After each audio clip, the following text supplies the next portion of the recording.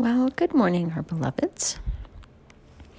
Our another is requesting that we share what we know today because much seems to be changing in her own world as well as in the perceived world around her. And she loves insights, but she more importantly loves to share insights with others.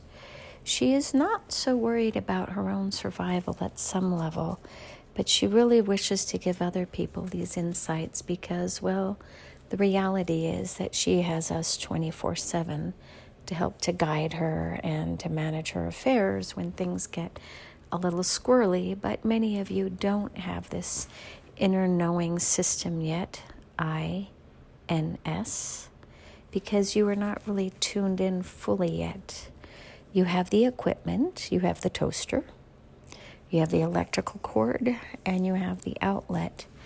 But you have yet to figure out where the outlet is and how to plug the outlet into the wall outlet, if that makes sense. You are having to figure out these pieces in the etherical where you cannot even see the equipment, the plug and the cord, and the outlet, and you are being asked to connect to something that for many of you doesn't even exist, and for those of you who do believe that it exists, you just don't know how to connect these missing pieces. And they're not really missing, they're just unseen, but you feel that they are missing. So our very simple message today is to simply go within. Now we know that many of you don't want to, and that is fine. This message is not for you. And for many of you, you don't know how to go within. So today will be more of a primer. So to go within means, in one form or another, to still your mind, because your mind, to be honest, is the problem. Your logical mind is what prevents you from hearing your inner guidance system, IGS. It is how you're recommended to get through life that is the problem. You are to use your mind construct, but your mind construct is designed to help you to figure out how to do things, but not what to do.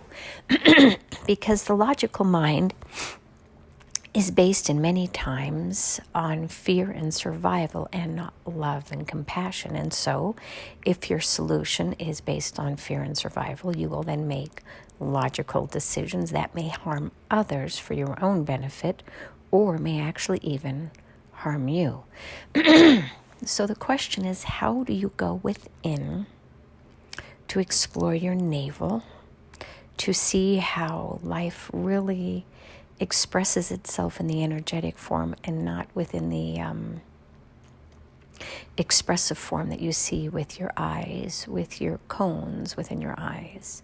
So the cones are part of the problem because you have taught your cones to only see what you desire to see when you are young, and then you block out the rest of those energies that are always around you. For example, gravity, radio waves, electronic waves, microwaves. It doesn't really matter.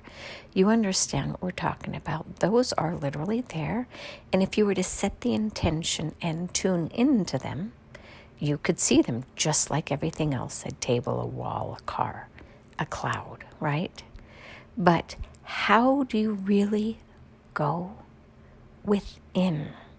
Deep breathing doesn't work. Closing your eyes doesn't work. Shamanic drumming doesn't work. Entrainment doesn't work. Binaural beats doesn't work. Connecting to nature doesn't work.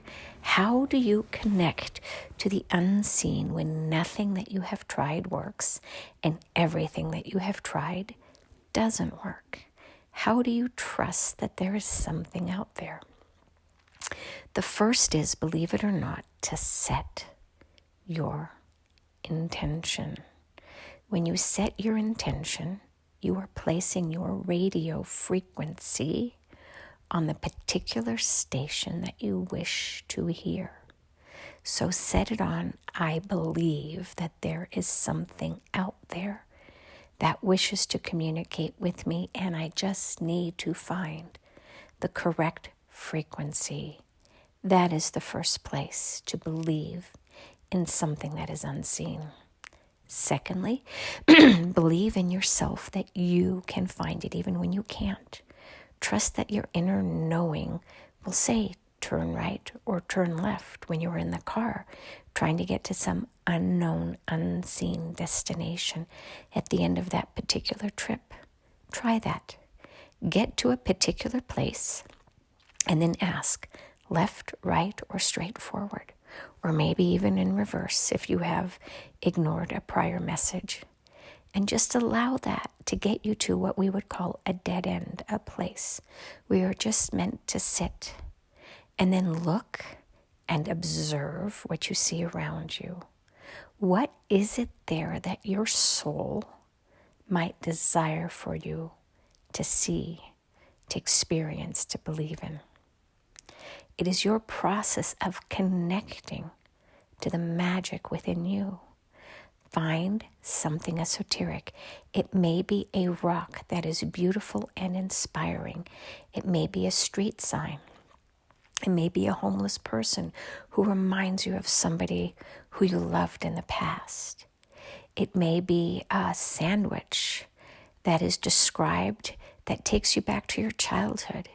Whatever it is, trust that there is something in that moment that wishes to be seen, and allow your imagination to go wild and just believe in it as if you were 3 or 5 years old. Do not censor it. Do not try to modify it or control it. Do not tell yourself that this is nonsensical, because that is shutting down the belief system. If you were 3 and somebody gave you a Barbie doll or a Ken doll or an army doll, and you held it in your hand and it was flying across the sky, do you believe that it is merely a doll in your hand? Or do you really believe that it is a doll that is flying in the sky? Suspend reality for a bit. Find something unbelievable that you can believe in. Love, peace, harmony. That is where it begins. Do not allow your mind to tell you it is not possible. There is no logical way out of this. That is where reality occurs and not where magic occurs. Believe in magic. Suspend belief and include disbelief, if you will, into something new, something amazing, something trustworthy from a 3-year-old's perspective.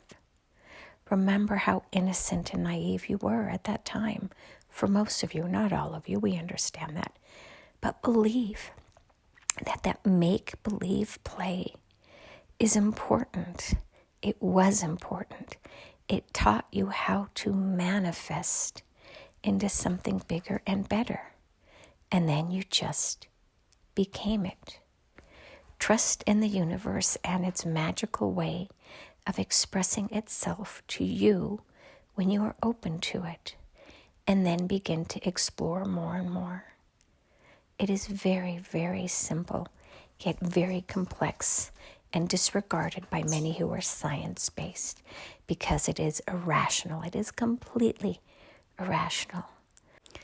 But within this irrationality is where magic occurs. Believe in something outside of yourselves. We're not asking you to jump off of a perfectly good cliff, trusting that you will learn to fly. We are simply asking that you find that inner voice that can guide you somewhere, and just play with it. Explore it. See where it can lead you and why. And when you begin to find these nuanced messages, you will feel not so alone, and you will believe that there is something outside of you, at least talking or communicating with you, if not actually guiding you. It's pretty simple, but it's pretty difficult to set aside your disbelief that there is something outside of you that wishes to guide you. Believe in you and your ability to survive, thrive, and make believe. And the rest is history, but a new history for you all to explore, to create, to manifest, and to believe in. That is it for today. Believe in yourselves. And so it is. Namaste.